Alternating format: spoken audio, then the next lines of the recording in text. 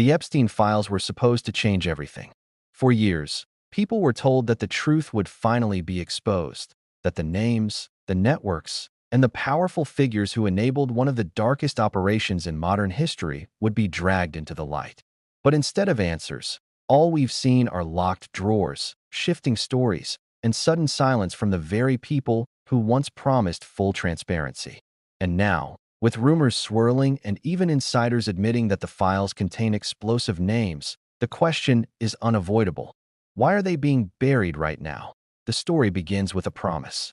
Leaders stood in front of cameras, demanding the release of the files, insisting that the American people deserve the truth. La La Land and Homeland Security Committee conducting oversight of the president and his administration. Great, because there are many, many things that Congress should be conducting oversight over this administration. Donald Trump campaigned on finding convicted criminals who are unlawfully here in this country and deporting them. The worst of the worst, he said. Instead, he and his unidentified masked secret ICE agents are snatching and arresting immigrants from court proceedings, nonviolent, non-criminal immigrants pursuing legal pathways to immigrate to this country, and then illegally detaining them in horrific conditions, and even possibly deporting them despite the fact that they are here legally. You would think the committee with jurisdiction over the Department of Homeland Security would want to conduct oversight over the department's refusal to allow members of Congress to observe the conditions of DHS detention facilities. In fact, there is a specific statute that authorizes both Republicans and Democrats to conduct oversight over facilities that house or detain immigrants. But no, the department refuses. So we're here in the Homeland Security Committee, and I'm sure the Republican majority does not like it when this administration undermines its own authority, its own statutory authority, to conduct oversight. But no, instead of all of that, we are here talking yet again about Joe Biden. Newsflash, Joe Biden is not the president. He hasn't been the president for 7 months. So if we are going to conduct oversight here, why are we doing it about the Biden administration when this administration is literally detaining lawful permanent residents and even some U.S. citizens? And it gets worse. It's not just those masked ICE agents. There are many FBI agents who are being called away from their duties to investigate terrorism, violent gangs, child trafficking, and other crimes in order to help ICE arrest and detain immigrants with legal asylum claims, nonviolent. That makes our homeland less safe, not more safe. So we should hear from FBI Director Kash Patel about how many of his criminal investigators are being taken away from their criminal investigatory jobs, keeping Americans safe in order to help round up non-criminal immigrants trying to immigrate the right way. Some of these detainees are being held in Bureau of Prisons detention centers that are unfit for convicted criminals to stay in. We should hear from Pam Bondi about how much of the department's resources are being used to detain these nonviolent, non-criminal immigration detainees. And while they're here, we can ask them about a very pressing question. What's going on with the Epstein files? Donald Trump promised to release them. Pam Bondi said she had the files on her desk and that she was going to release them in the name of transparency. Kash Patel has spent years railing against the FBI to release the files. Many of my Republican colleagues were banging on the table to release the Epstein files. But now, all of a sudden, after a months-long review, Bondi and Patel say nothing to see here, no evidence that any American would want to see about accomplices, co-conspirators, or other people involved. Yesterday, the Republicans voted against releasing the files. So what's changed? Well, we all know Donald Trump has had a relationship with Jeffrey Epstein. He flew on his plane, he hung out in parties, spoke highly of him. And now there are many people saying that Donald Trump is included in the Epstein files. In fact, there are reporters who say that there are videos of him with topless women.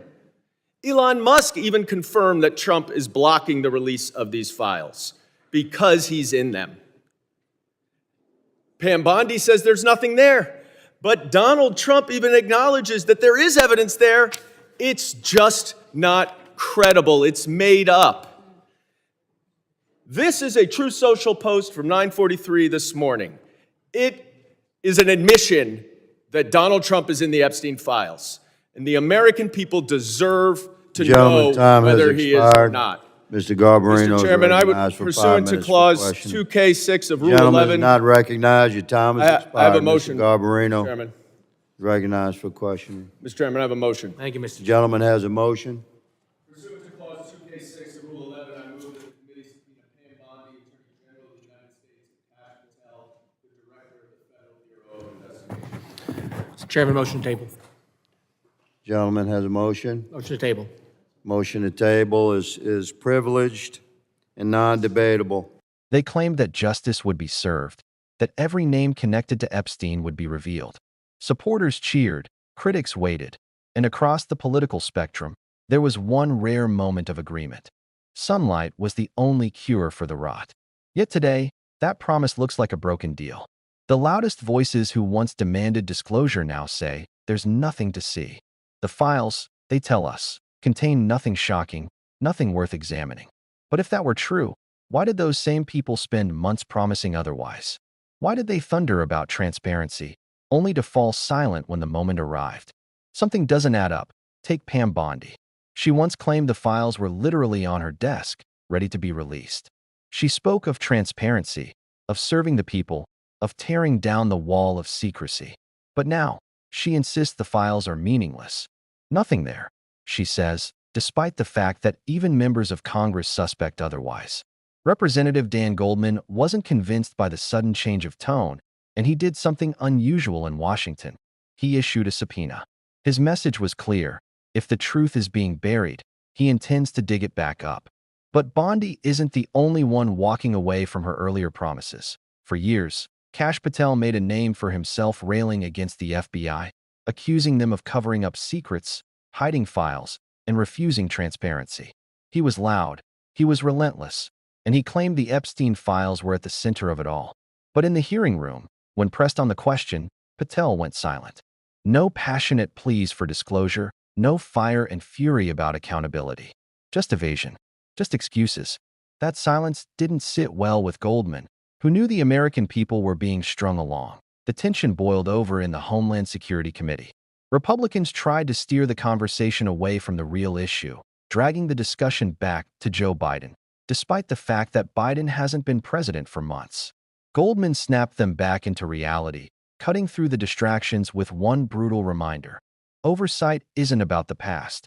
It's about the crimes and abuses happening now. And with that, he pivoted to the question that had the entire room squirming. What happened to the Epstein files? This wasn't speculation. There was a direct admission on social media, a post at 9:43 in the morning that acknowledged the files exist and that names appear inside them.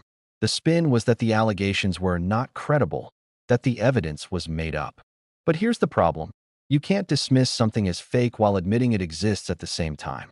That contradiction was enough to send shockwaves across the political landscape. Suddenly, the whispers weren't just whispers anymore. And then came the outside voices.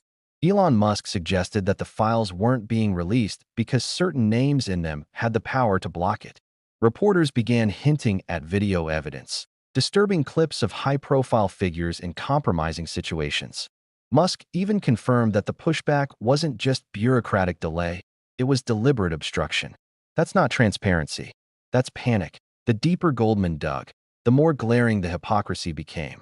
While the majority in the committee fixated on scoring political points against Biden, real abuses were happening right under their noses. Immigrants, including lawful permanent residents, were being rounded up in secret raids. Families pursuing legal pathways were detained in squalid facilities. cut off from oversight visits that Congress is legally entitled to conduct. Federal statutes require transparency in detention centers, yet Homeland Security has been stonewalling. Lawmakers have been denied access, while resources are diverted from fighting terrorism and violent crime to targeting nonviolent asylum seekers. Goldman connected the dots. If this administration is willing to hide what happens in detention centers, why would anyone be surprised they're also burying the Epstein files? The stakes couldn't be higher. Epstein's network wasn't small. It stretched across politics, business, media, and global elites. His crimes weren't committed in isolation. They required enablers, protectors, and powerful figures willing to look the other way. For years, rumors have swirled about who those people were. Flights on private planes, parties behind closed doors, relationships captured in photographs, in logs, in files that supposedly hold the answers. To pretend those files are empty is an insult to the intelligence of every person watching. The irony is thick. The very people who built careers railing against secrecy are now insisting there's nothing to see. The same leaders who thundered about exposing the truth are now voting to keep the files sealed. And every time the pressure mounts, the excuses change. Too sensitive, nothing credible, already reviewed. But if there's really nothing in the files, why fight so hard to keep them hidden? Why not release them and let the world see for itself? Unless, of course, there is something to hide. Goldman's subpoena wasn't just a piece of paper. It was a line in the sand. It was a challenge to the system that protects the powerful at the expense of the people. It was a warning that political theater won't erase the demand for real accountability. Because at the end of the day, this isn't about partisanship. It's about justice. It's about whether the rule of law applies to everyone, or only to those without money and connections. It's about whether America can look itself in the mirror and say no one is above the law. And here's the part that should keep you up at night. If these files can be buried, what else is being hidden? If the names of predators and accomplices can be locked away, how many other crimes are shielded from daylight? How many other secrets are we told are not credible until it's too late? That's the danger of silence. That's the danger of allowing the powerful to write their own endings. The Epstein files are more than just documents.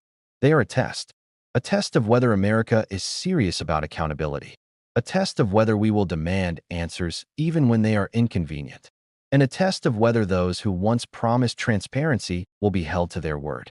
This isn't about one man or one party or one committee hearing. It's about a system that either works for the people or works to protect the powerful from the people. And right now, the system is failing. But it doesn't have to. Goldman's demand for the files is only the beginning. Every voice raised, every question asked, every demand for transparency pushes the truth closer to daylight. They can delay, they can distract, they can deny. But history has a way of catching up. And when it does, the names in those files will be more than rumors. They will be a record. And no spin, no silence, no last-minute excuses will be able to bury them again. So ask yourself, if the files are meaningless, why are they so dangerous to release? If there's nothing to hide, why the fear of sunlight? Those questions matter because the answer will define not just this scandal, but the credibility of an entire system of justice. If you believe the American people deserve the truth, if you believe justice should never be negotiable, and if you believe no one is above the law, then don't let this story vanish in silence. Share this video. Spread the word. Demand transparency. And most importantly, subscribe and join us here, because the fight for justice is far from over, and the truth has a way of surfacing when enough of us refuse to look away.